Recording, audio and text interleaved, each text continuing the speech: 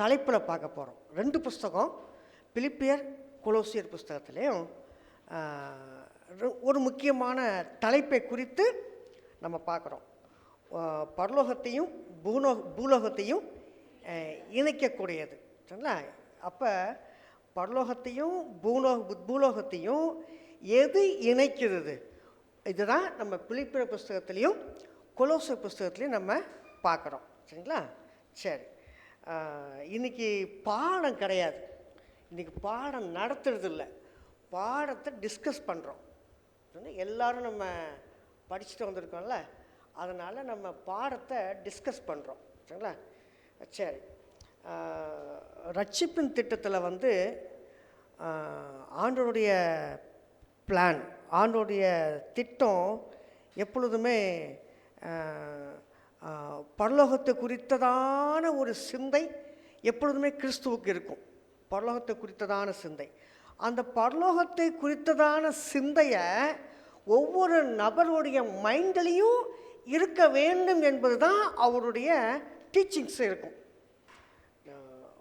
என்னை கண்டவன் என் பிதாவை காண்கிறான், நான் பிதாவு மூலம் தான் நான் வந்திருக்கிறேன் அப்படின்னு சொல்கிற விஷயத்தில் என் மைண்டில், என்னுடைய சிந்தையில் என்ன இருக்குதோ உங்களுடைய சிந்தையிலையும் அப்படி இருக்கணுங்கிற விஷயத்தை தான் அவர் ஆதியிலிருந்து ஒவ்வொரு விஷயத்தின செய்கிறாரு, டீச் பண்ணுறார். சரிங்களா? அதை மையமாக வச்சு தான் இந்த காலாண்டு நம்ம படிக்கிறோம். சரி, அப்போ ஆண்டவருடைய சித்தத்தில் சில காரியத்தை பார்க்கும்போது எதெல்லாம் மனுஷனுக்கு சில கஷ்டமான சூழ்நிலைகள், கஷ்டமான ஒரு விஷயங்கள் இருக்குதோ அதை தான் ஆண்டவர் ஒரு மனுஷனுக்கு கொடுக்குறார். ஏன் அப்படின்னா, நான் சொல்கிறத காட்டு நீங்கள் சொன்னால் நல்லாயிருக்கும். ஏன்? வெளியில் வர முடியாதோ? சரி, சில சூழ்நிலைகள், சில கஷ்டமான விஷயத்தை கடவுள் அனுமதிக்கிறார். ஏன்? உபத்திரவத்தின் மூலம் அன்பை புரிஞ்சுக்கணும் அப்படின்னு. வேற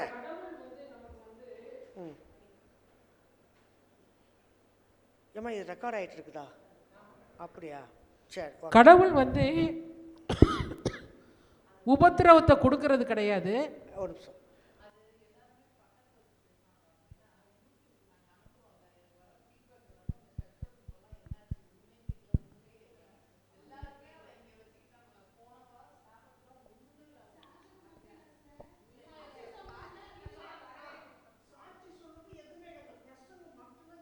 அது ஆடியோ ஒயர் கொஞ்சம் இதை லூஸ் கனெக்ட் ஆகிடுச்சு. அது ஃபஸ்ட்டு ஒரு 30 மினிட்ஸ் கொஞ்சம் வாய்ஸ் இல்லாமல் இருக்கு. ஓகே. கேதுமா?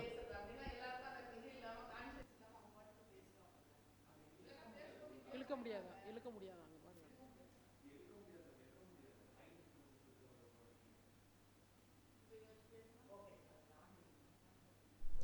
ரைட்டு. சரி, ஆண்டவர் சில ஒரு கடினமான சூழல் அனுப்புகிற ஒன்று ஃபஸ்ட்டு ஆன்சர் கொஞ்சம் குறைச்சிக்க. ஆஃபில் தான் இருக்குது. ஃபஸ்ட்டு நான் என்ன சொல்ல வரேன் அப்படின்னாக்க, ஆண்டவர் நம்மளுக்கு உபத்திரவத்தை கொடுக்குற தேவன் கிடையாது. சரிங்களா? அப்போ நம்ம கடவுள்கிட்ட நெருங்குறப்ப சாத்தா என்ன செய்வான் அப்படின்னு சொன்னாக்க, யோபு எப்படி சோதிச்சானோ அதே போல் ஆண்டவரோட அனுமதி இல்லாமல் நம்மளை கை வைக்க மாட்டாங்க. அப்போ உபத்திரவத்தை அனுமதிக்கிறாரு ஒன்று. இன்னொன்று, ஒரு சில கடவுளுக்கு பிரியமில்லாத காரியங்கள் நாம் செய்கிறப்ப நம்ம உபத்திரவத்தில் மாட்டிக்கிறோம். சரி, அப்போ இதை எதுக்காக அனுமதிக்கிறாரு அப்படின்னாக்க, அவர் எப்படி அன்புள்ளவர், அந்த காலகட்டத்திலேயே நமக்கு எவ்வளவு வல்லமையை உதவி செய்ய வல்லவர் அப்படிங்கிறத அவர்கிட்ட இன்னும் நெருங்கி வரணுங்கிறதுக்காக அனுமதிக்கிறார். ஒரு ஆன்சர் வருது, அவருடைய அன்பை நம்ம புரிஞ்சுக்கணும் அப்படின்னு சொல்கிறேன். வேற வேற அங்கே நம்மளை ஆண்டவர் குணமாற்றத்துக்குள்ள கொண்டு வரும்போது அது மாதிரியான ஒரு சூழலை கொடுப்பாரு. நம்ம கடவுள்கிட்ட நம்ம வேண்டி நம்ம ஜபத்தில் இருக்கும்போது கடவுள் அப்படி ஒரு சூழல்லையும் நமக்கு ஒரு குணமாற்றத்தை கொடுப்பாரு. ஓகே, இங்கே குணமாற்றம் அதாவது ஒரு பணி வந்து கடவுள் நமக்கு கொடுக்குறாருன்னா அந்த பணியை வந்து செய்து முடிக்க எனக்கு திராணி இருக்கா இல்லையாங்கிறத வந்து நான் கடவுளை எந்த அளவுக்கு சார்ந்து இருக்கேன், கடவுளை நம்ம சார்ந்து இருக்கும்போது மட்டும்தான் அந்த காரியத்தை நம்மளால் வல்லமையாக செய்து முடிக்க முடியும். அப்போது அப்படிப்பட்ட திராணி வந்து நமக்கு இருக்கிற பட்சத்தில் தான் கடவுள் அந்த சாத்தியமற்றதாக இருக்கக்கூடிய வேலையை கூட நம்மக்கிட்ட கொடுப்பார். நாம் யாரை சார்ந்து இருக்கோம், கடவுளை சார்ந்து இருக்கணுங்கிற அந்த நோக்கத்துக்காக கடவுள் அப்படிப்பட்ட பணியை நமக்கு கொடுக்குறாரு. சரி, ஒரு விஷயத்த கடவுளை சார்ந்து இருப்பதற்காக ஒரு சூழ்நிலை. இதை தான் ஆண்டவருடைய திட்டத்தை நிறைவேற்றுவதற்கு மனுஷனுக்கு கொடுத்த ஒரு கடினமான விஷயம் இல்லையா? அப்போ அந்த கடினமான விஷயத்தை மக்கள்கிட்ட போய் சொல்லணும், ஜனங்கள்கிட்ட போய் சொல்லணும். அப்போ ஆண்டவர் வந்து கிறிஸ்து அந்த சூழ்நிலையில் அவர் இந்த உலகத்தில் ஊழியம் செய்து ஒரு 3 வருஷம் ஊழியம் செஞ்சுருக்கிறாரு. அதுக்கப்புறம் மரணம், அதுக்கப்புறம் உயிர்த்தெழுதல். உயிர்த்தெழுந்ததுக்கு போன பிறகு, பரலோகத்துக்கு போன பிறகு அந்த கடினமான ஒரு சூழ்நிலையை சீசர்கிட்ட கொடுக்குறாங்க. பாருங்களேன், இப்போ கிறிஸ்துவோடு கூட 12 பேர் இருந்தாங்க. அதில் ஒருத்தன் அவுட்டு இல்லையா, ஒருத்தன் போயிட்டான். அப்போ 11 பேருமே வித்தியாசமான மனநிலையில் தான் இருந்திருக்கிறாங்க. கிறிஸ்து பரலோகத்துக்கு போகிற வர வித்தியாசமான மண்ணில் எவன் பார்த்தா ஒருத்தன் இவனை குறை சொல்கிறான், இவன் நான் தான் பெரியவன், இப்படியாப்பட்ட மண்ணில் தான் இருந்துச்சு. ஆனால் கிறிஸ்து பரலோகத்துக்கு போன பிறகு எல்லாருடைய மைண்டும் எல்லாருடைய சிந்தையும் ஒன்றா இணையுது. சரிங்களா? அப்போ இந்த கடினமான ஒரு விஷயத்தை, கடினமான ஊழியம் சொல்லி வச்சுக்கலாமா? சாரி, இந்த கடினமான ஒரு விஷயத்தை தான் இதை மக்களுக்கு, ஜனங்களுக்கு எடுத்து சொல்வதற்கு ஒவ்வொருடைய மைண்டை ஆண்டவர் ஒருமுகப்படுத்தி அவங்கள்ட்ட போய் சொல்ல அனுப்புகிறார். சரிங்களா? அப்போ இது ஒரு சாரார் இருக்கும்போது அதுக்கு பிறகு இந்த 11 பேருமே ஒரே இனத்துக்குள்ளே தான் ஓடுறாங்க, ஒரே இனத்துக்குள்ளே தான் ஓடுறாங்க. ஆனால் அதுலேருந்து வெளியில் வேறு ஊருக்கு போகணுமே, புறஜாதியாருக்கு போகணுமே, அதை தான் பவுலை தேர்ந்தெடுக்கிறார். ஆனால் பவுலுடைய மனநிலை இப்போ யோசிங்களேன். அவனுடைய வாழ்க்கை சரித்திரத்தை பார்க்கும்போது உண்மையாலுமே அவன்லாம் ஒரு மனுஷனான்னு சொல்கிற அளவுக்கு தான் இருந்தார். ஆனால் அந்த பணியை செய்யறதுக்கு தேவன் பவுலுடைய மைண்டை மாற்றினார். அப்போ பவுலுடைய மைண்டை மாற்றி எல்லாருக்கும் என்ன செய்கிறாரு, ஒரு மெசேஜ். வேற என்ன எப்படிலாம் சொல்லலாம் பவுலுடைய மெசேஜை? கொடுக்கப்பட்ட வெளிச்சம், அது வெளிச்சம். ஓகே, ஒரு வார்த்தை வெளிச்சம்னு சொல்கிறது வேற. அதாவது நான் என்ன சொல்ல வரேன் அப்படின்னா, பவுலுடைய ரைட்டிங்ஸை எல்லாம் நமக்கு தெரியும் இல்லையா? இந்தந்த புக்கில் இந்தந்த விஷயம் இருக்குது, இந்த புக்கில் இதில் இருக்குது. அப்போ இதெல்லாம் பார்த்தீங்கன்னா அதில் ஒரு பிரசங்கமும் இருக்குது. ஓகே, வேற என்னெல்லாம் இருக்குது பவுல் ரைட்டிங்ஸில்? ஃபஸ்ட்டு இது வந்து புறஜாதிகளை தேவனிடத்தில் தேவனோடு இணைக்கின்ற ஒரு பணியை. ஓகே ஓகே சரி, பவுலுடைய ரைட்டிங்ஸில் என்னெல்லாம் பார்க்குறோம்? சபையை வந்து பலப்படுத்துகிறாரு. Okay fine. ஓகே, சபையை பலப்படுத்துறதுக்கான ஆலோசனையை கொடுக்குறார். Okay very good. அடுத்து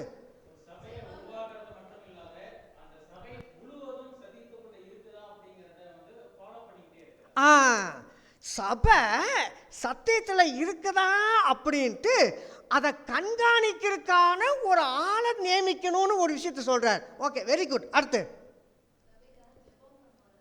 அதெல்லாம் இல்லை வந்துடும். வேற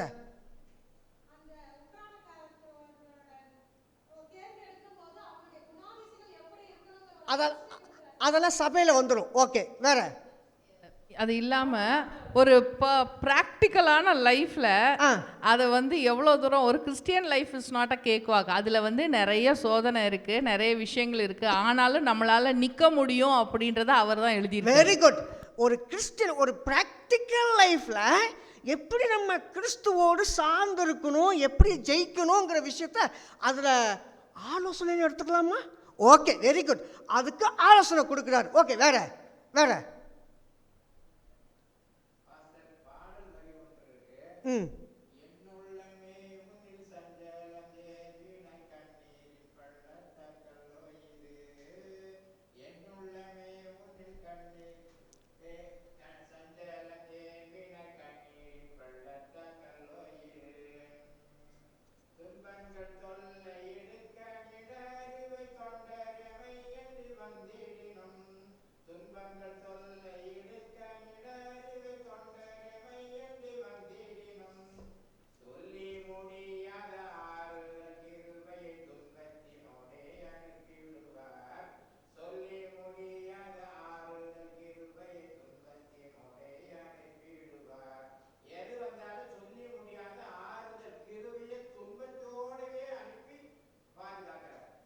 ஓகே, சரி.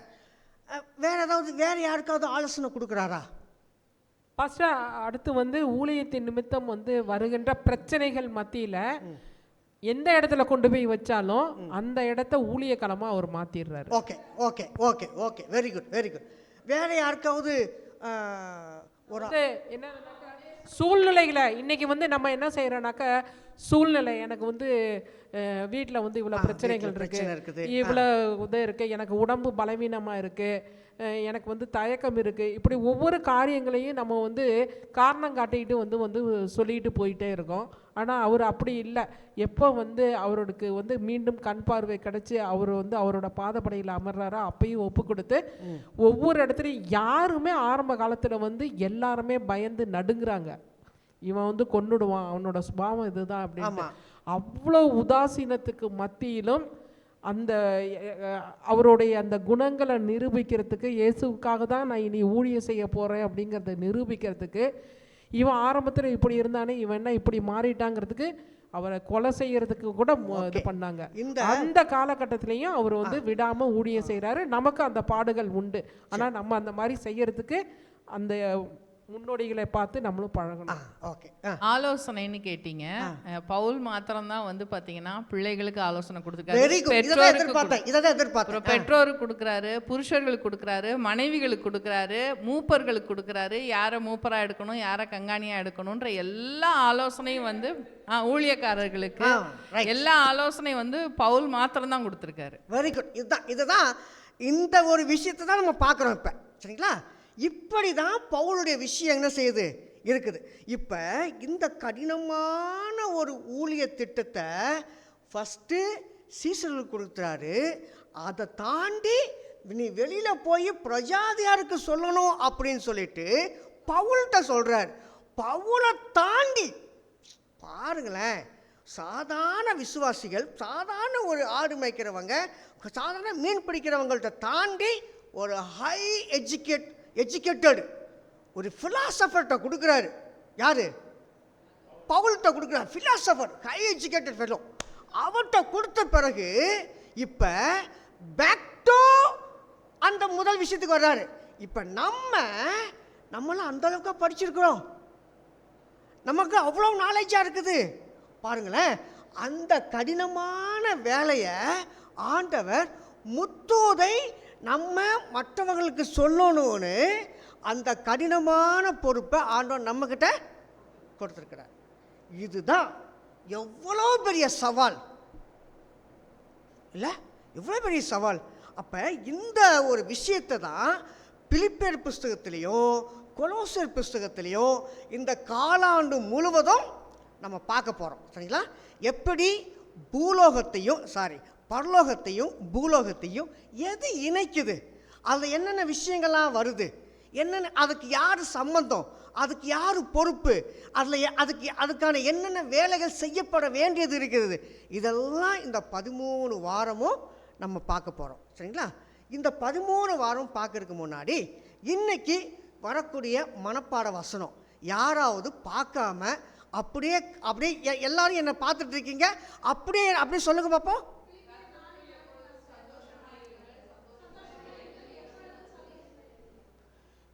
இதை நான் எதிர்பார்த்தேங்க, நீங்கள் சொல்லுவீங்கன்னு எதிர்பார்த்தேன். ஆனால் போன காலாண்டு ஒன்றும் சொல்லலை.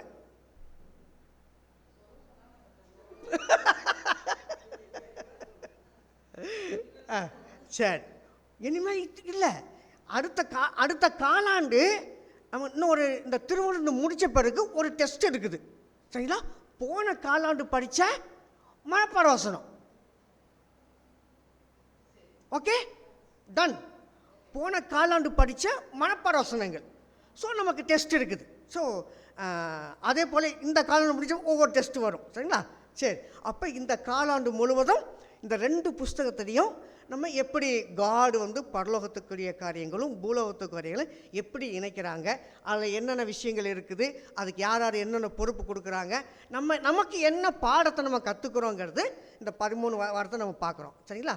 அப்போ இன்றைக்கி 3 தலைப்பில் பார்க்குறோம். இன்றைக்கி 3 தலைப்பு. ஒன்று, பவுல் சிறையில் அடைக்கப்பட்டார், ஒரு தலைப்பு. 2வது, பிலிப்பு பட்டணம், மூணாவது கொலோசியர் பட்டணம். சரி, இந்த 3 விஷயத்தில் சொல்லி நம்ம பார்க்குறோம். சரிங்களா? இப்போ கேள்வி, பவுல் சிறையில் அடைக்கப்பட்டார் அப்படிங்கிற விஷயத்தில் அதில் என்ன விஷயத்தை நம்ம உள்ளே அடங்கியிருக்கு? எல்லாம் நம்ம படிச்சிருக்கோம் இல்லையா? அதில் என்ன அடங்கியிருக்கும்? அவர் ரோமில் இருக்கும்போது கிட்டத்தட்ட ஒரு 60லேருந்து 62வது வருஷத்தில் அவர் சிறையில் போடுறாங்க. சிறையில் போடும் பொழுது அவர் 5 முக்கியமான புஸ்தகத்தை ஜெயிலிருந்து எழுதுகிறார். 5 முக்கியமான புஸ்தகத்தை எழுதுகிறார். என்னென்ன புஸ்தகம்? பிலிப்பு, கொலோசியரு, பிலமோன்,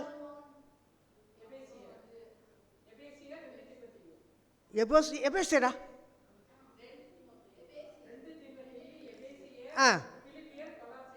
இன்னும் ஒன்று வரணுமே. பிலிப்பியர், கொலோசியர்,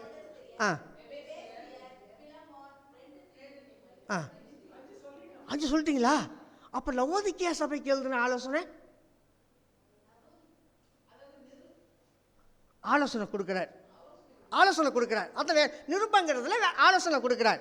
இதெல்லாம் அவர் ஜெயிலிருந்து கொடுக்குற விஷயம். நிருபங்கள் வேற, ஆலோசனை வேற. சரிங்களா? அப்போ பவுல் சிறையில் அடைக்கப்பட்ட காரணம் என்ன? சத்தியத்தை போதிச்சதுனால மட்டுமே. விஷயம் இன்னொன்று சொல்ல போனா, அவர் கொலை செய்யறதுக்கும் போனாரு, சபையை துன்பப்படுத்தினாரு, எல்லா வித தருதலை வேலையும் செஞ்சாரு. அப்பெல்லாம் அவர் ஃப்ரீயா சந்தோஷமா இஷ்டப்பட்ட இடத்துக்கு போய் இஷ்டப்பட்ட காரியங்களை செஞ்சுட்டு நல்லா இருந்தாரு, உலக பிரகாரமா சொல்ல போனாக்க. ஆனாக்க எப்ப சத்தியத்தை சொல்ல ஆரம்பிச்சாரோ அப்பதான் அவருடைய வாழ்க்கையில பிரச்சனைகள் சிறைக்கு போகிற அளவுக்கு வந்துச்சு. சிறைக்கு போனதுக்கு காரணம் அந்த முத்தூது சத்தியம், இயேசு கிறிஸ்துவை பற்றி, இயேசு கிறிஸ்து தான் தேவன் சொல்கிற அந்த சுவிசேஷத்தை அறிவித்த நிமித்தமே அவர் சிறையில். ஓகே, ஃபர்ஸ்ட் ஆன்சர் வருது. அவங்க இயேசு கிறிஸ்துவை ஏற்றுக்கொண்ட பிறகு இயேசு கிறிஸ்துவை பற்றி அதிகமாக சொன்னதுனால சிறையில் அடைக்கப்பட்டார். வேற ஏதாவது ஒரு காரணம் இருக்குதா? சிறையில் ஏன் ஜெயிலில் போட்டாங்க?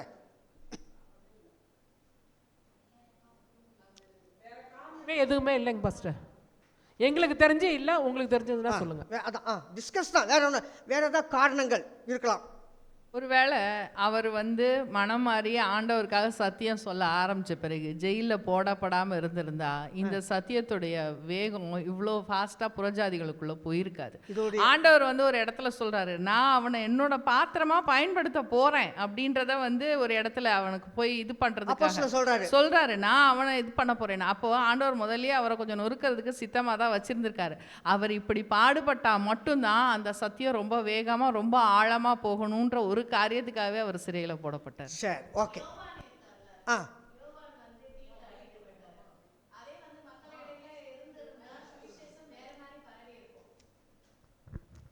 நம்மளுக்கு ஒரு வெளிப்படுத்தல் நிருபமே கிடைச்சிருக்காது. இதே போல தான் பவுல் அவர் சிறையில் அடைக்கப்படாமல் இருந்திருந்தா நிருபங்கள் எழுதுறதுக்கு முக்கியத்துவம் கொடுத்துருக்க மாட்டார்.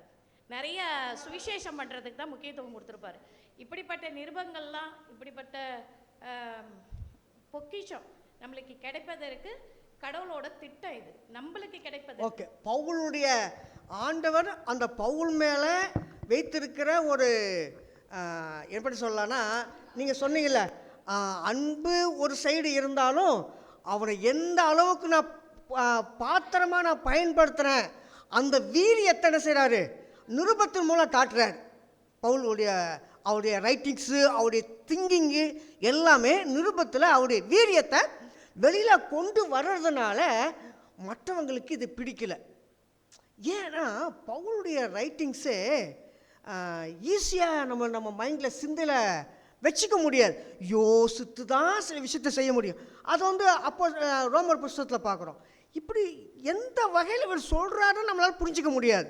அப்போ சில ஆலோசனைகள், சில கருத்துக்கள் சில நிருபத்தில் எழுதும்போது அது ப்ராக்டிக்கல் லைஃப்பில் அது கஷ்டமாக இருக்குதுங்க. ரெண்டாவது, நீ பண்ணுற தப்பாக குட்டி சொல்கிறாரு, அது மறைமுகமாக அது அவன் மனசை பாதிக்காத அளவுக்கு அவங்ககிட்ட நீ உங்ககிட்ட ஒரு குற்றம் இருக்குதுன்னு சொல்கிறத நான் எப்படி ஏற்றுக்குவேன்? அப்போ பாஸ்டர் இதை வந்து நீங்க சொல்றது ஒன்றா இருந்தாலும் அவங்களுக்கு வந்து திடீர்னு ஒரு பயம் மாதிரி சொல்லலாமா? இவ்வளோ நாள் அவங்க கூட அவங்க சொல்றபடியே நடந்துட்டு இருந்தவர் திடீர்னு இப்படி மாறி அவங்கள குற்றம் சொல்றதும், அவங்க குற்றம் சொல்றது கரெக்டா சொல்றாரு, அப்பனா திடீர்னு எப்படி மாறினாருங்கிற ஒரு பயத்துல அவங்க எடுத்து போட்டிருக்கலாம்ல. Very good, right. இது ஒரு முக்கியமான ஒரு பாயிண்ட், சரிங்களா? அப்போ இந்த முதல் பாடத்தில் சிறையில் அடைக்கப்பட்ட பவுலுக்கு ஆண்டவர் அந்த இடத்துல உதவி செய்யறதுக்கு சில பேர் ஆண்டவர் நியமிக்கிறார், சரிங்களா? யாரு?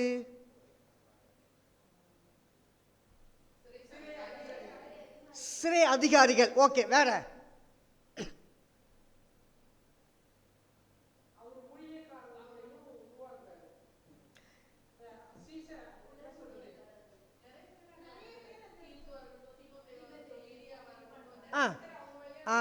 சரிங்களா? அப்போ பாருங்களேன், இது எல்லாமே ஆண்டவருடைய பிளான்ல பவுல் சிறைக்கு போகணும். சிறைக்கு போனவன் சும்மா இருக்கக்கூடாது, பல நிருபங்களை எழுதணும். அந்த நிருபத்துக்கு வெளியில் கொண்டு போய் அனுப்புவதற்கும் பவுல் எழுதுவதற்கும் சில நபர்கள் என்ன செய்கிறாரு? ஆண்டவர் இணைக்கிறார், உள்ள இணைக்கிறார் இவரோட கூட சேர்ந்து. அப்போ பவுலுடைய ஊழியத்தில் சில தீமோத்தி உள்ள வராரு. வேற யாரெல்லாம் உள்ள வராங்க? சீலா வராங்க. வேற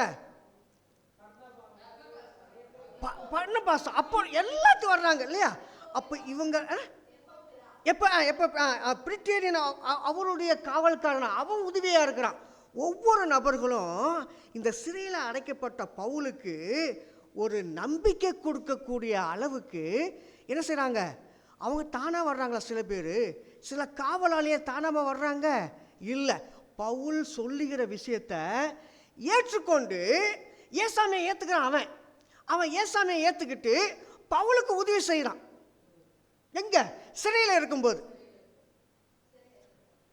அப்ப இது பாருங்களேன், இந்த சம்பவம் எவ்வளவு அந்த ரோமர்களுக்கு ஒரு பாதிப்பை ஏற்படுத்துது இல்லையா? ரோமருக்கு பெரிய ஒரு பாதிப்பு ஏற்படுத்துது. அப்போ சிறையில் இருக்கும்போது பவுலுக்கு உதவி செய்வதற்கு பரலோகம் சில நபர்களை அனுப்புகிறாங்க, சரிங்களா? சரி, இந்த மாதிரியான சம்பவம் மறுபடியும் நடக்கும்ல? நடக்குமா? ரொம்ப சில நேரத்தில் பயமாக இருக்குது.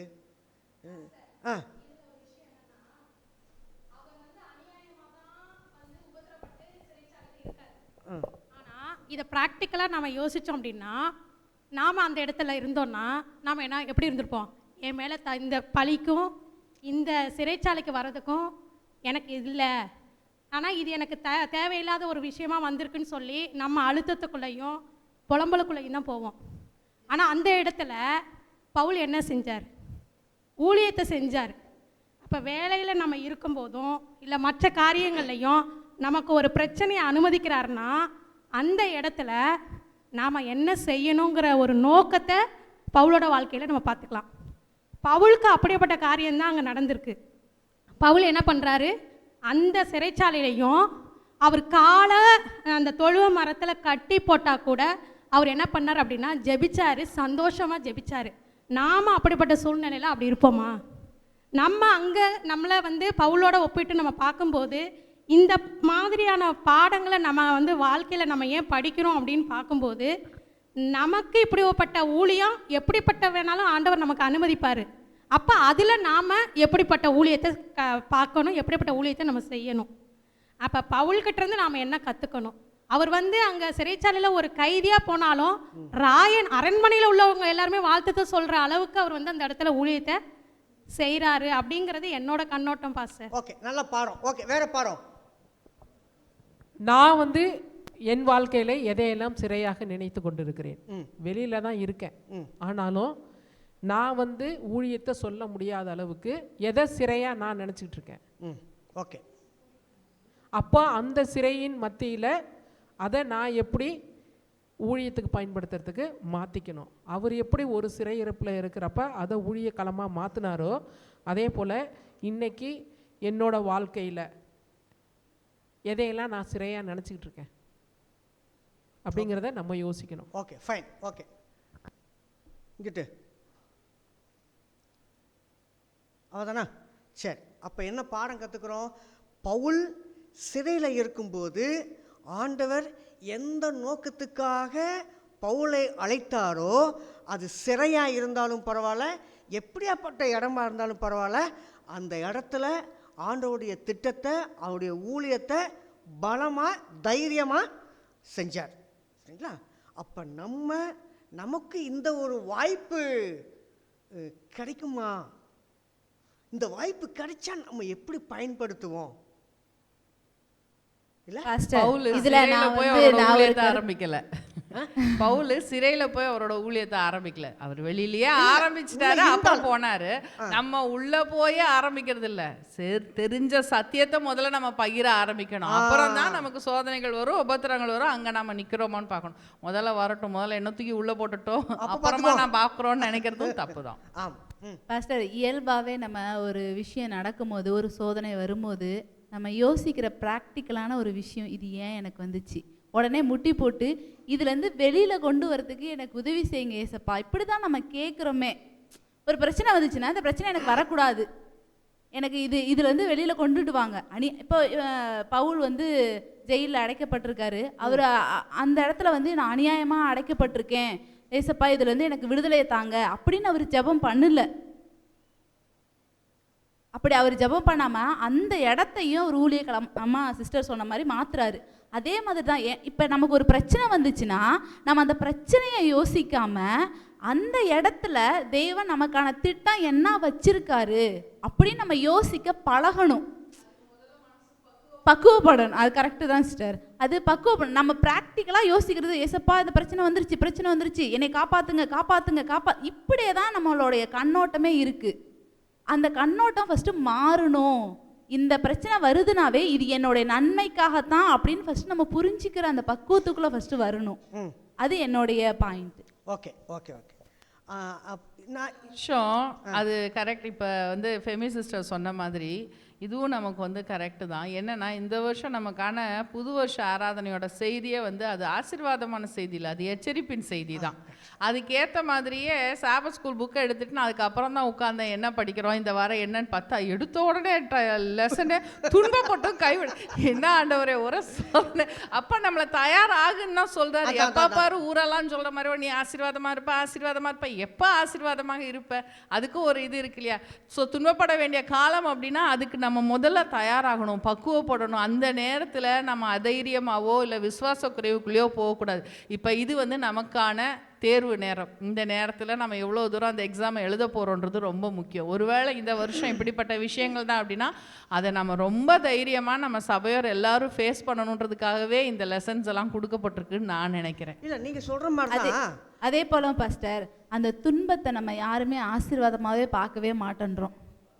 துன்பத்தை என்னைக்கு நம்ம ஆசீர்வாதமாக பார்க்குறோமோ அன்னைக்கு தான் நம்ம கடவுளோட இன்னும் நெருங்க முடியும்னு நான் நினைக்கிறேன். துன்பத்தை வந்து ஆசீர்வாதமாக நினைக்குன்னு சொல்கிறோம் பாஸ்டர், வேற ஒன்றும் இல்லை. அது ஆனால் salvation is personal for me. எல்லாரும் மொத்தமாக அதை பார்க்கவும் மாட்டோம். சபையை மொத்தமாக பெரம்பலூர் சபை அப்படியே மேலே கூட்டு வருவாருன்ட்டு எதுவும் கிடையாது. இங்கேருந்து ஒரு ஆத்மாவை எழுப்புவாரா, 2 ஆத்மாவை. அதனால் இது வந்து நமக்கும் அவருக்கும் இடையில இருக்கிறதான உறவு பற்றியது. அந்த உறவுக்குள்ளே நம்ம ஸ்ட்ராங்காக இருந்தோம்னா உண்மையாகவே நீங்கள் சொல்கிற மாதிரி வர்ற துன்பத்தில் ஐயோ நான் ஆண்டவரை நோக்கி போகும்போதெல்லாம் எனக்கு துன்பம் வருது அதனால் நான் பின்னாடி போகிறேன்னு இல்லாமல் அவரை நோக்கி போகும்போது இதெல்லாம் இருக்குது நான் இன்னும் சந்தோஷமாக ஏற்றுக்கிறேன். ஏன்னா ஒவ்வொரு துன்பத்தின் வழியாகவும் நான் இன்னும் நெருங்கி அவர்கிட்ட போகிறேன்ற பக்குவம் நமக்கு கிடைக்கும். ஆனால் இது தனிப்பட்ட விஷயம்னு தான் நினைக்கிறேன். தனிப்பட்ட வாழ்க்கையிலையும் பவுல் வந்து தனிப்பட்ட வகையில் தானே இந்த ஊழிய காலத்தில் இறங்குறாரு. அப்போது ஒரு சிலர் வந்து வீட்டு சூழ்நிலை எனக்கு இப்படி இருக்குது அதனால் வேண்டி ஒன்று. இப்போ எல்லாருமே நம்ம என்ன நினைக்கிறோன்னா நல்லது ஒரு வீட்டில் நல்லா இருக்கணும். ஒவ்வொரு விஷயத்துலேயும் வந்து பிள்ளைங்களை சேர்க்குற விஷயமாக இருக்கட்டும், வேலை செய்கிற தரமாக இருக்கட்டும், எல்லா இடத்துலையும் பிரச்சனைகள் வரக்கூடாது, நான் சந்தோஷமாக இருக்கணும், எந்த பிரச்சனையும் இல்லாமல் அந்த இடத்துக்கு போயிட்டு வரணும் அப்படிங்கிறது தான் நம்ம வந்து எல்லாருமே நினைக்கிறோம். அப்போது அது ஒவ்வொருத்தர் வாழ்க்கையிலும் அது ஒரு சிறையாக நம்ம மனசில் வச்சுக்கிட்டு நம்ம என்ன செய்யணும்னா, எப்படி அந்த இடத்துல வந்து சிறையில் ஊழியக்களமாக அவர் மாற்றினாரோ, என்ன இந்த இடத்துல கொண்டு போய் வேலை செய்கிறதுக்கு வச்சுருக்கிறாரா, அப்போ அதை வந்து அந்த இடத்துக்கு வந்து நான் ஊழியம் செய்கிறதுக்கான ஒரு இடத்த இதை வந்து கொடுத்துருக்கிறாராட்டிருக்கு. அப்போ இந்த இடத்துல ஆண்டவரே இந்த பிரச்சனைகள் மத்தியிலையும் எப்படி நான் உமக்கு சாட்சியாக நிற்கணும். ஏன்னா நிறைய பேர் வேலையவே விட்டுட்டு ஒடியார. இப்போ என்னையெல்லாம் எடுத்துக்கிட்டால் எனக்கு அழகான ஒரு வேலையை கொடுத்துருந்தாரு, நான் ஊழியம் செய்யணுங்கிறதுக்காக வேண்டி நான் என்ன செஞ்சேன், அந்த வேலையவே விட்டுட்டு வந்தேன். அப்படி இருந்து நான் ஊழியம் செஞ்சேன்னாக்க இல்லவே இல்லை. அப்போது அவர் கொடுத்த அந்த ஆசீர்வாதத்தை நான் உதாசீனப்படுத்திட்டு அந்த களத்தை நான் வந்து வேஸ்ட் பண்ணிவிட்டு நான் வந்து தண்டத்துக்கு உட்காந்துட்ருக்கேன். அப்போ அதனால் இப்போல்லாம் வந்து யாராவது ரொம்ப எனக்கு பிரச்சனையாக இருக்குன்னா தயவுசெய்து அது மட்டும் நினைக்காதீங்க, நீங்கள் அங்கேயே இருங்க. எப்போ தூக்கணும்னு நினப்பாரோ அப்போ தூக்கிடுவார். அப்போ வந்து வேறு இடத்துக்கு மாற்றிக்கலாம். நீங்களாம் வந்து வேலையை விட்டுட்டு வீட்டில் வந்து உட்காரணும், நாம் வந்து இல்லைனாக்கா நம்ம வந்து ஊழியம் செய்யலாம், இந்த ஒரு எண்ணம் மட்டும் யாருக்கு வேணான்னு சொல்லுவேன். இது என்னோட பர்சனலாக நான் வந்து அஃபெக்ட் ஆனதுனால நான் சொல்கிறேன். அப்போது அந்த ஒன்று ஏன்னா சத்தியத்தில் இருக்கிறவங்க அசத்தியத்தில் இருக்கிற குடும்ப சூழ்நிலையில் இருக்கலாம். ஒரு சில வீட்டிலலாம் வந்துட்டு இப்போ அம்மாவெல்லாம் எடுத்துக்கிட்டால் என்ன சொல்லுவாங்க, உங்களுக்கு என்ன உங்கள் வீட்டில் எல்லாரும் வந்து ஒன்றா இருக்கீங்க, நீங்கள் சந்தோஷமாக எல்லாரும் வரீங்க, என் வீட்டில் இப்படிலாம் இருக்காங்களேன்னு சொல்லிட்டு ஃபீல் பண்ணுறதெல்லாம் கேட்டிருக்கோம். அப்போது ஒவ்வொரு இடமும் வந்து ஒரு சிறையில் அடைக்கப்பட்டது தான் வந்து ஒரு மோசமான ஒரு இடம் அப்படிங்கிறது கிடையாது. நம்ம வாழ்க்கையிலும் பலதரப்பட்ட இடத்துல வந்து நம்ம வந்து இருக்கிற சூழ்நிலையையும் நம்ம காரணம் காட்டிக்கிட்டு பவுல் உட்காராமல் ஊழியம் செஞ்சது போல் இந்த மத்தியிலையும் நான் கடவுளுக்கு சாட்சியாக வாழணும், கடவுளுக்கு ஊழியம் செய்யணும், இந்த ஒரு மனநிலைக்குள்ளார நம்ம வரணுங்கிறதான் பவுல் சிறை வாழ்க்கை நமக்கு கற்றுக் கொடுக்குற பாடம். என்ன பாடம் கற்றுக்குறோன்னா, ஊழிய பாதையில் நீங்களும் நானும் போகும்போது நமக்கு முன்னாடி சில சவால்கள், சில துன்பங்கள் எல்லாமே இருக்குது. நம்ம முழு நம்பிக்கையோடு நம்ம கடவுளை சார்ந்திருக்கணும். ரெண்டாவது, அவருடைய வார்த்தை நம்முடைய மனசுக்குள்ளே எப்போதுமே என்ன செய்யணும், இருக்கணுங்கிற ஒரு முதல் பாடத்தை என்ன செய்யணும் நம்ம இங்கே கற்றுக்குறோம். சரி, ரெண்டாவது தலைப்பில் பிலிப்பு பட்டணத்தில் பவுல் அங்கே என்ன செஞ்சார், என்ன ஊழியத்தை செஞ்சார், எந்தெந்த இடத்துக்கு போனார் அப்படிங்கிற விஷயத்த நம்ம ரெண்டாவது காரியத்தை நம்ம பார்க்குறோம். சரி, பிலிப்பு அப்படிங்கிற பட்டணத்துக்கு பவுல் என்ன செய்கிறாரு, அவருடைய ஊழியத்துக்குள்ளே போகிறார். ரெண்டாவது மிஷனரி ஜேர்னியில் போகிறார். போகும்போது சில முக்கியமான பரிசுத்த ஆவியானவருடைய வழிநடத்தலை இங்கே சொல்கிறாங்க. சரிங்களா? அப்போஸ்தலர் 16ஆம் அதிகாரத்தில் பார்க்குறோம். அப்போஸ்தலர் 16ஆம் அதிகாரம் வசனம் 6. ஆமாம் ஆமாம் பார்க்குறோம். நாடுகளை கடந்து போன போது ஆசியாவிலே வசனத்தை சொல்லாதபடிக்கு பரிசுத்த ஆவியினாலே தடை பண்ணப்பட்ட. சரி, இல்லை ஒரு 6-8 பாயிண்ட் கொடுக்குறாங்க. சரிங்களா? பவுல் வந்து பிரிகியாவுக்கு போகிறாரு. அங்கே நீ இந்த இடத்துக்கு போகாத அப்படின்னு யார் சொல்கிறா? ஆவியானவர் தடுக்கிறார். அப்போ இந்த போவதற்கு பதிலாக நீ வேறு ஒரு இடத்துக்கு நீ போகணும் அப்படின்னு சொல்கிறாரு. அங்கேயும் அவர் வசனம் 7 வாசிங்களேன். மீசியா தேசம் மட்டும் வந்து பித்தினியா நாட்டுக்கு போக பிரயத்தனம் பண்ணினார்கள், ஆவியானவரோ அவர்களை போக ஒட்டாதிருந்தார். அப்பொழுது அவர்கள் மீசியா பக்கமாக போய் துரோவாவுக்கு வந்தார்கள். அங்கே ராத்திரியிலே பவுலுக்கு ஒரு தரிசனம் உண்டாயிற்று. அது என்னவெனில், மக்கெதோனியா தேசத்தான் ஒருவன் வந்து நின்று, நீர் மக்கெதோனியாவுக்கு வந்து எங்களுக்கு உதவி செய்ய வேண்டும் என்று தன்னை வேண்டிக் கொண்டதாக இருந்தது. அந்த தரிசனத்தை அவன் கண்டபோது அவர்களுக்கு சுவிசேஷத்தை அறிவிக்கும்படி கர்த்தர் எங்களை அழைத்தார் என்று நாங்கள் நிச்சயித்து கொண்டு உடனே மக்கெதோனியாவுக்கு புறப்பட்டு போக பிரயத்தனம் பண்ணினோம். 11-12 துரோவாவில் கப்பல் ஏறி சமோத்ரா தீவுக்கும் சமோத்திரேக்கே தீவுக்கும் மறுநாளிலே நெயாப்போலி பட்டணத்துக்கும் நேராய் ஓடி அங்கே இருந்து மக்கெதோனியா தேசத்து நாடுகளில் ஒன்றிற்கு தலைமையானதும் ரோமர் குடியேறினதுமான பிலிப்பி பட்டணத்துக்கு வந்து அந்த பட்டணத்தில் சில நாள் தங்கி இருந்தோம். சரி, எங்கெங்கே பட்டணத்துக்கெல்லாம் போகிறாரு? ஆக்சுவலாக இவர் எங்கே தான் போகணும்? பிலிப்பு பட்டணத்துக்கு போகணும். பிலிப்பு பட்டணத்துக்கு போகிறதுக்கு முன்னாடி காட் பரிசுத்த ஆவியானவர் அவருடைய வழிநடத்தல எந்தெந்த பட்டணத்துக்கெல்லாம் ஊருக்கெல்லாம் போகிறாங்க இல்லையா? நெயபோலி போகிறாங்க, துரோவா பட்டணத்துக்கு போகிறாங்க, வேற மீசியா, பிரிகியா, இப்படி மக்கதோனியா, இப்படி நல்லா ஒரு ரவுண்டு அடிக்கிறார். அவருடைய ஊழியத்தில் ஒரு ரவுண்டு ஒரு விசிட்டிங் பண்ணுறாரு. இப்போ நம்முடைய ஊழிய திட்டத்துலேயும் சில இந்த இடத்துல ஒரு மீட்டிங் போடணும் அப்படின்னா அங்கே ஒரு கிரவுண்ட் ஒர்க் பண்ணுறதுக்கு ஒரு விசிட் பண்ணணும் இல்லையா? இப்போ பவுலுடைய ஊழியத்தில் ஒரு விசிட் பண்ணி அந்த இடத்துல என்ன இருக்குது, ஏது இருக்குது, அந்த பட்டணத்துக்கு என்ன தேவை அப்படிங்கிற எல்லா டீட்டெயிலும் கலெக்ட் பண்ணிவிட்டு அந்த இடத்துல ஒரு விஷயத்தை இப்போ பண்ணுறாரு, ஒரு ஊழியத்தை பண்ணுறார். அதுக்கும் நம்ம பண்ணுறதுக்கும் ரொம்ப எக்ஸ்ட்ரீம் டிஃப்ரெண்ட்டாக தான் இருக்குது இல்லையா? சரி, பவுல் பாருங்கள், ஒவ்வொரு இடத்துக்கும் போயிட்டு கடைசி எங்கே போகிறாரு? பிலிப்பு பட்டணத்துக்கு போகிறார். சரி, பிலிப்பு பட்டணத்தில் அங்கே யாரெல்லாம் இவருக்கு உதவி செஞ்சாங்க? மீதியாள் அப்படிங்கிறவங்க வர்றாங்க. வேற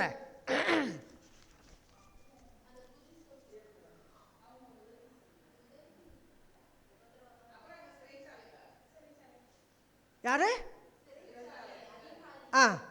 ஒரு அதிகாரி வந்து இவங்களுக்கு வர்றாங்க. சரி, வேற பவுல் வந்து ஒரு புதிய இடத்துக்கு வர்றாரு. வந்து எங்கே ஆலயத்தை ஆராதனை நடத்தினாரு? ஆற்று அருகே. வேற இன்னும் அங்கே ஒரு விஷயம் இங்கே வச்சிருக்கிறாரு, ஒரு இடத்த வச்சிருக்கிறாரு. வீட்டில். ஓகே, வீட்டில் அந்த பிலிப்பு பட்டணத்துக்கு உள்ளே வந்த பிறகு ஒரு வீட்டில் என்ன செய்கிறாரு? ஒரு ஆராதனை நடத்துகிறாரு. வேற அங்கே என்ன சம்பவம் நடக்குது?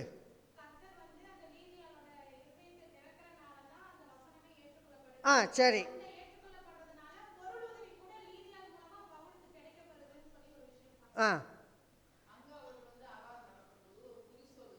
குறி சொல்கிற பொண்ணு வர்றாங்க. ஓகே. இந்த இடத்துலையும் பாருங்களேன், ஒரு சிறைச்சாலை, ஒரு என்ன சொல்லுவாங்க அது, சிறைச்சாலையில் வேலை செய்கிறவங்கள ஜெயிலர்.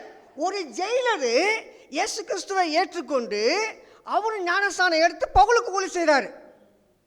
புரிஞ்சுட்டீங்களா? சரி, ஓகே. இந்த மாதிரி ஒரு விஷயம் தானே செய்யுது அந்த பிலிப்பு பட்டணத்தில் நடக்குது. ஓகே, வேற இதெல்லாம் ரொம்ப பெரிய விஷயமே இல்லை. இந்த அங்கே போயிட்டு பவுல் பண்ணுறாரு.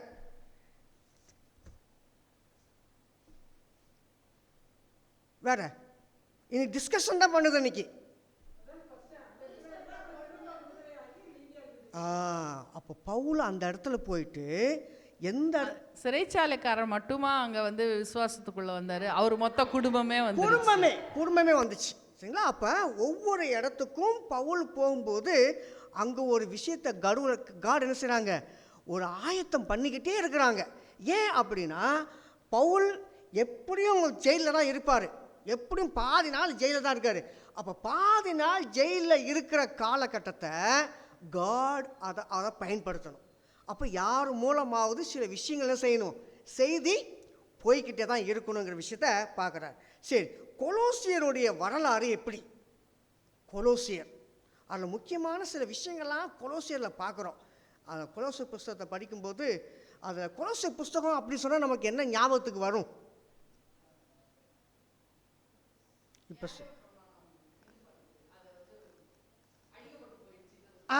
ரைட், இது எதிர்பார்த்தேன். கட். கொலோசியர் புஸ்தகம் அப்படின்னு சொன்னாலே நியாயப்பிரமாணம் ஒளிஞ்சு போச்சு, பாவம் மனுஷன் இல்லையா, இதெல்லாம் அந்த புஸ்தகத்தில் வருது. ஓகே, இங்கே பவுல் வந்து ரோமில் இருக்கிறார், ரோம் சிறையில் இருக்கிறார். அப்படி இருக்கும்போது கொலோசியர் சேர்ந்த ஒரு மனுஷன் ஒரு ஒரு நற்செய்தியை, ஒரு செய்தியை அறிமுகப்படுத்துகிறார். கொலோசியர் 1:7 வாசிங்க, தெரியும்.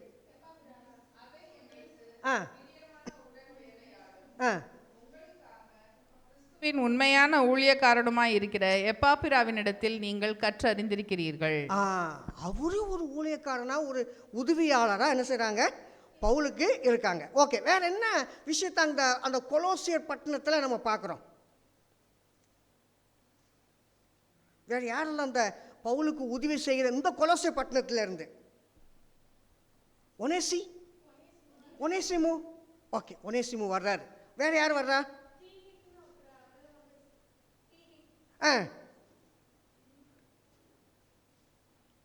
வேற யார் வரா? ஒரு ஒரு அதிகாரிகள் சரிங்களா? எஜமான்களும் அதிகாரிகளும் எல்லாரும் என்ன செய்கிறாங்களா, இவரோடு கூட சேர்ந்து அந்த பட்டணத்தில் பவுலுக்கு உதவியாக இருக்கிறாங்க. சரி, பிலிப்பு மற்றும் கொலோசியர் திருச்சபைகள், திருச்சபை 2 சர்ச் இருக்குல்ல, அந்த 2 சர்ச்சில் 2 முக்கியமான கருத்துக்களை பவுல் சொல்ல வரார். பிலிப்பியர் 1:1 வாசிங்கள. பிலமோன் 1:1, கொலோசியர் 1:1-2.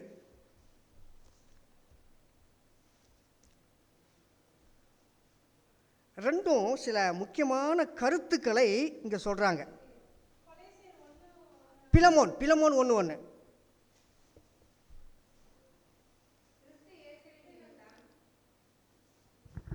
கிறிஸ்து இயேசுவின் நிமித்தம் கட்டப்பட்டவனாய் இருக்கிற பவுலும் சகோதரனாகிய தீமோத்தேயு எங்களுக்கு பிரியமுள்ளவனும் உடன் வேலையாட்களுமாய் இருக்கிற பிலமோனுக்கும். ஓகே, கொலோசியர் 1:1-2.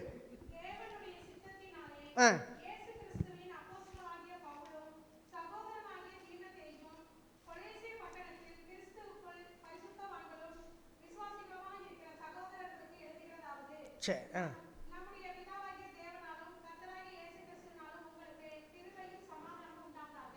சரி.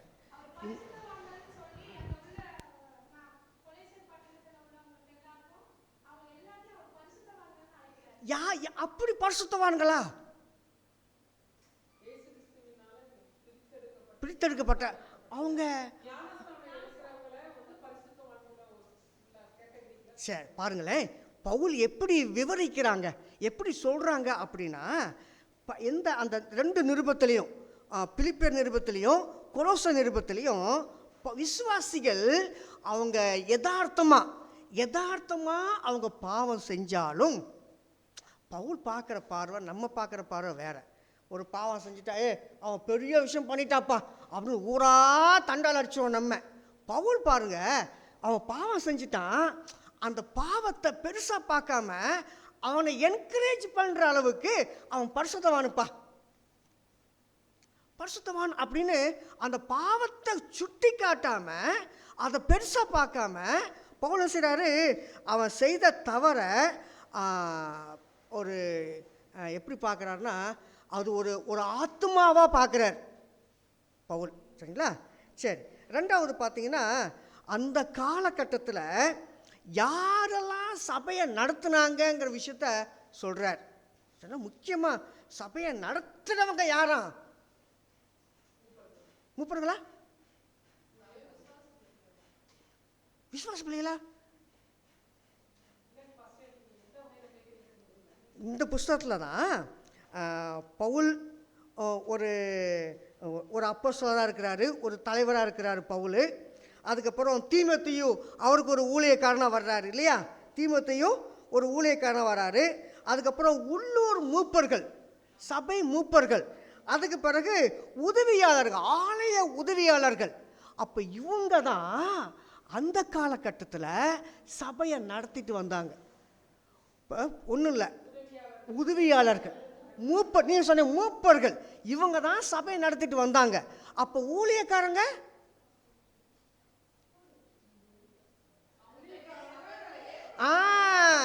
விஷயம் அதுதான். ஊழியக்காரனுடைய பணி என்னன்னா, வெவ்வேறு இடத்துக்கு போது வெவ்வேறு சபையை நிரூபிக்கணும், உருவாக்கணும். அது ஊழியக்காரனுடைய வேலை. அப்போ சபையில் இருக்கிற மூப்பர்கள், சபையில் இருக்கிற விசுவாசிகள் வச்சு பார்த்துக்கலாம். சபையில் இருக்கிற விசுவாசிகள், மூப்பர்கள், உதவியாளர்கள், இவங்க தான் என்ன செய்யணுமா? சபையை. அப்போ சபையை நடத்தணும்னா அவங்களுக்கு எவ்வளோ விஷயத்தை சொல்லியிருக்கணும். அதான் டிவைன் சர்வீஸில் பார்க்குறோம். எவ்வளோ விஷயத்தை கற்றறிந்திருக்கணும். விஷயம் தான் புரிஞ்சுட்டிங்களா?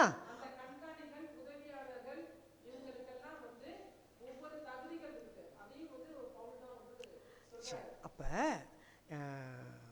சிறையில் இருக்கும்போது பிலிப்பு பட்டணமும் கொலோசியர் பட்டணத்துக்கும் இவர் நிருபங்களை எழுதும் பொழுது என்ன செய்கிறாங்களாம், பல உதவியாளர்கள் இவருக்கு என்ன செய்கிறாங்க, பவுலுக்கு உதவி செய்கிறாங்க. அப்படி பவுலுக்கு உதவி செய்யும் பொழுது பவுல் கடைசியாக அந்த 2 பட்டணத்துக்குரிய 2 நிருபத்துக்கும் கடைசியில் சொல்லப்போனால், யாரெல்லாம் எனக்கு உதவி செஞ்சாங்களோ அவங்களுக்கெல்லாம் என்னுடைய மனமார்ந்த டேஷ் ஃபில் த பேக்ஸ் முடிச்சிருங்க, மனமார்ந்த வாழ்த்துக்கள் சொல்கிறாரு, நன்றியை தெரிவிக்கிறார் பவுல் இல்லையா? ஸோ அப்போ இன்னைக்கு நம்ம பார்த்த பாடத்தில் பவுல் சிறையில் இருக்கும்போது 2 நிருபத்தை எழுதுகிறாரு. அந்த 2 நிருபமும் எதுக்காக எழுதப்படுகிறது அப்படின்னா, நம்ம அந்த நிருபத்தை படிக்கும் பொழுது நம்முடைய சிந்தையும் ஆண்டவருடைய சிந்தையும் ஒன்றா இணைய வேண்டும் என்பதற்காக தான் இந்த நிருபத்தை ஆண்டவர் அவங்களுக்கு எழுதினார். அந்த நிருபத்தை நமக்கு கொடுக்குறார். ஸோ நம்ம பரலோகத்தோடு கூட இணைய வேண்டும் என்பது தான் தேவனுடைய நோக்கம். அதற்காக தான் இந்த நிருபங்கள் எழுதப்பட்டிருக்கிறது என்று இன்னைக்குள்ள பாடம் நமக்கு சொல்லிக் கொடுக்கிறது. ஸோ இதில் இன்னொரு காரியம் ஃபஸ்ட்டு அதை விட்டு போனது என்னென்னா, அந்த அடிமைகளை வந்து எப்படி நடத்தணும், கிறிஸ்துவை ஏற்றுக்கொண்டவங்க அப்போ அந்த காலத்தில் வந்து ரோமர்கள் வந்து அடிமையாக இருக்கிறவங்கள எப்படி நடத்துனாங்க. இப்போ ஒரு தேசத்தில் வந்து அடிமையாக போனவங்க நம்ம பாபிலோன் ராஜ்யத்தில் பார்க்குறோம், எகிப்து ஒவ்வொரு இடத்துலையும் வந்து எப்படி நடத்துனாங்க, அது வந்து அப்படியே பரம்பரையாக வருது. அதே இதில் வந்தவங்க ரோமர்களும் அவங்க வந்து என்ன செய்கிறாங்க, அடிமைகளை வந்து நடத்துகிறாங்க. அப்போது வந்து அந்த ரோமர்லையும் கிறிஸ்துவை ஏற்றுக்கிட்ட ஒருத்தர் வந்து அடிமையை எப்படி நடத்தணும் அப்படிங்கிறத வந்து அவர் லெட்டர் மூலமாக வந்து கொடுக்குறாரு. வந்து அவங்க அந்த பழக்கம், அந்த ரோமர்கள் பழக்கத்தின்படி அடிமைகளை வந்து நீ நடத்தக்கூடாது, நீ ஒரு சகோதரனாக நடத்தணும் அப்படிங்கிற ஒரு காரியத்தையும் இந்த இடத்துல நமக்கு வந்து சொல்லி கொடுக்குறாரு. அதே போல் நமக்கு கீழே இருக்கிற அங்கே அடிமைகள்னாக்கா இன்றைக்கி நமக்கு நம்ம வீட்டுக்கு வேலைக்கு வரவங்கள எப்படி நடத்துகிறோம், வேலை ஸ்தலத்தில் நமக்கு கீழே வேலை செய்கிறவங்க, ரொம்ப கீழே கடைநிலையில் இருக்கிறவங்கள வந்து நம்ம எப்படி ட்ரீட் பண்ணுறோம் அப்படிங்கிறதெல்லாம் வந்து இந்த காரியத்தின் மூலமாக நம்மளும் வந்து கற்றுக்கலாம். ஃபஸ்ட்டு பாயிண்ட்லேயே சுமதி சிஸ்டர் சொன்னாங்க, எல்லாமே நம்ம நம்ம ஒவ்வொரு விஷயத்தை செய்யும் பொழுது கிறிஸ்துவின் அன்பின் அடிப்படையில் நம்ம எல்லாத்தையும் செய்யணும் அப்படின்னு சொல்லிட்டு ஃபஸ்ட்டு பாயிண்ட் அவங்க சொன்னாங்க. ஒரு அடிமையாக இருந்தாலும் சரி, யாராக இருந்தாலும் சரி, கிறிஸ்துவின் அன்பினால் அவங்கள வழி நடத்தும் போது அது அவங்களுக்கு ஒரு உற்சாகத்தை கொடுக்குது, கிறிஸ்துவை அறிகிற ஒரு வாய்ப்பை நம்ம ஏற்படுத்துகிறோங்கிற விஷயத்த நான். சரி, ஓகே. தேவன் தாமே நம்மளை ஆசீர்வதிப்பாராக.